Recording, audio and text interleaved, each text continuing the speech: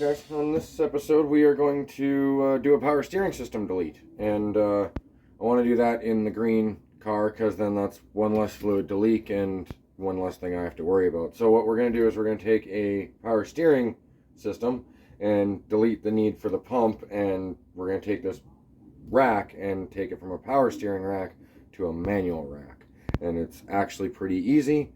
So first thing I'm going to do is get rid of the pump and the lines, and then I'm going to remove these two lines and go in and remove the tie rods, the bellows, and the protector, whatever those things are. And then we'll take the thing apart and we'll do the thing that makes it no longer a power rack, and then put it back together.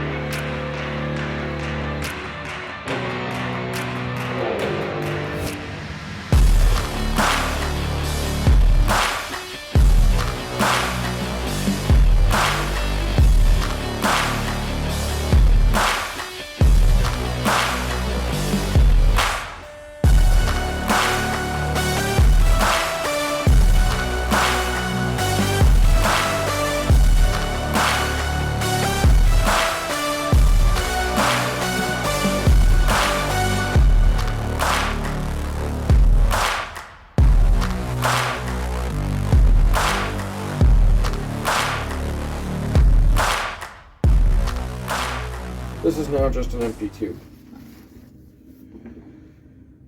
This is the drive pinion gear, goes on here, and that's what moves this back and forth. This is a hydraulic seal. Fluid comes in one of the ports. So fluid comes in this port, pushes this way on this, any fluid on this side goes up and returns back to this, and that's how that works. So what we're going to do is we're just going to cut that seal out of there, and then you can just put the thing back together, and then there's no resistance from this. You just remove the part that makes it hydraulic. So you won't need fluid to help you move this back and forth anymore, because there will be no resistance from this Teflon seal on there. Other than that, the thing should just free float within the seals that are already there. And yeah, so we'll remove this seal.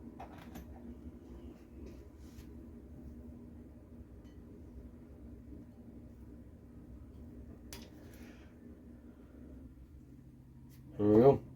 There is an O-ring behind it, but I mean, it's smaller than the tube. Generally in hydraulics, the piston is about 20 to 25 thou smaller than the tube that it goes in, and then the seal, and that allows for the seal on either side. So once you remove the seal, there's a lot of clearance there. There's nothing stopping it from just moving. So yeah, I'm going to take all this and clean it up and take it to the shop, clean it, paint it, and then we'll put it back together. Alright, so I got this all cleaned and painted now, and we're pretty much ready to put it all back together. So yeah, put it back together.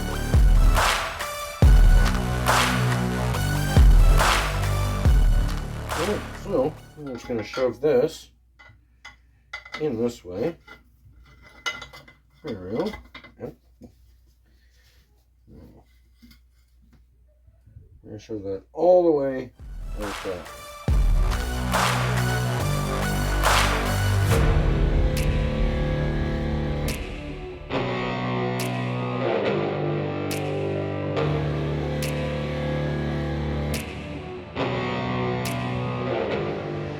going to apply a little bit of cell glide here to these Teflon seals, just so that they don't dry out or nothing. Like, there's no fluid going back in here, so it doesn't really matter, but I figure a little lubrication never hurts.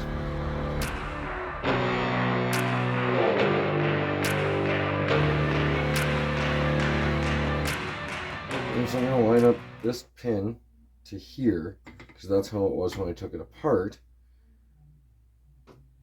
so that the steering wheel still sits in the right spot.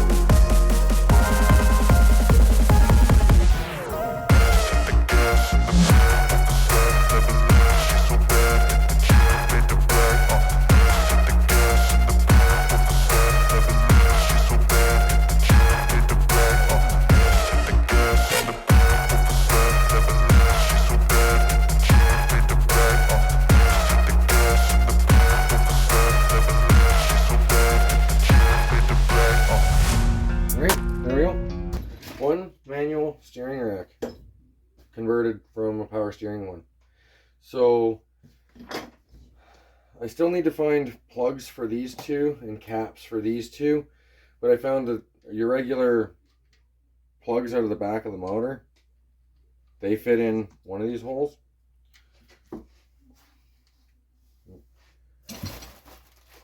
So that'll fit in this one to plug that one off. And then this is basically like an O2 bung plug, and that one fits right here. And those are your power, the steering lines. So now we can delete the power steering system from, or the fluid from the car.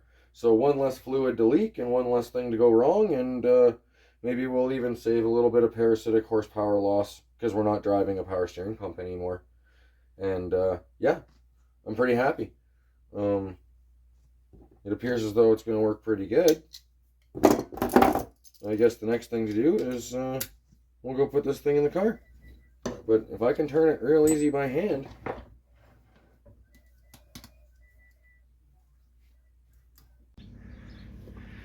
Alright guys, so we got a nice enough day out. I figured I'd finish up this video on the power steering delete. So it's time to get the old pump and rack out of the car. So I'll start by taking the two lines off the rack there and letting them drain the pump, and I'll remove the pump and the bracket.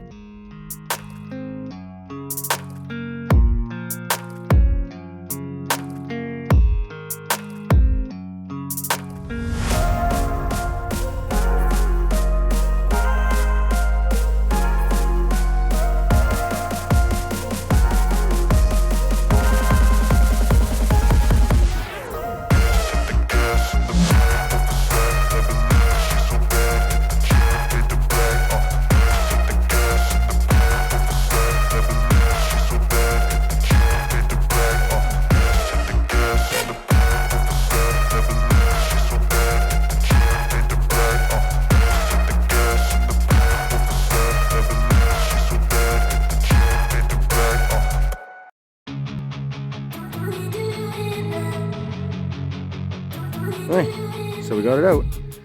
Now I'm gonna go grab the new one and we'll get that put done. Alright, so I got the new manualized rack ready to go in, so let's get it in there.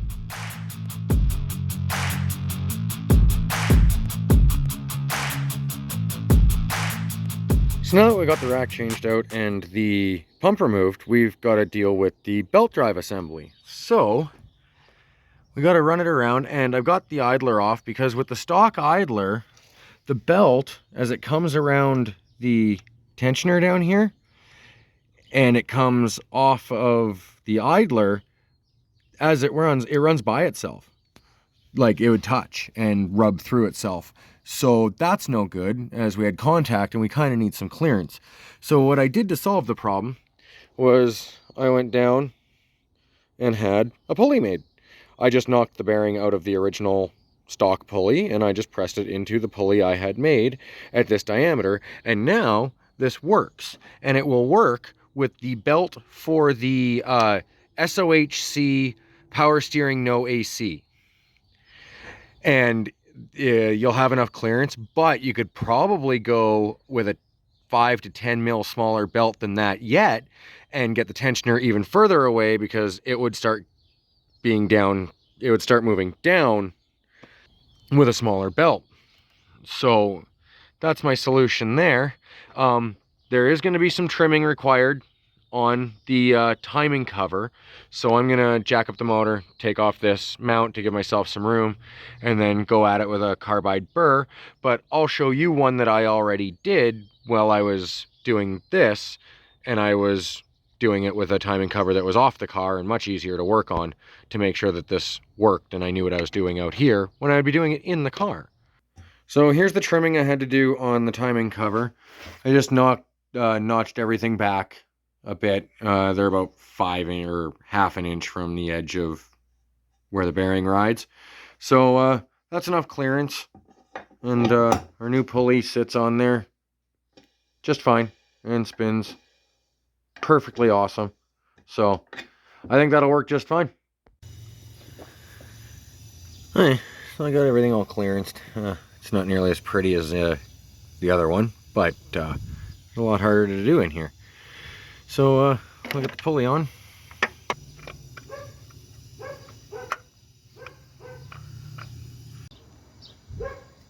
Bolt it up, spinning freely. Alright, so you see what I mean? There's like, I don't know, maybe a finger width of clearance between the belt. So I'm going to get a smaller belt so the tensioner sits more down that way, which will make this sit further away from this one. But that's why you had to change the pulley. Otherwise the belt would have been touching. So, but there is clearance there now, so it will work. And yeah, actually, that about wraps up this video. Now, there's nothing else to do. Everything's removed. Everything's all routed the way we want it. See you in the next one, guys. This one's over.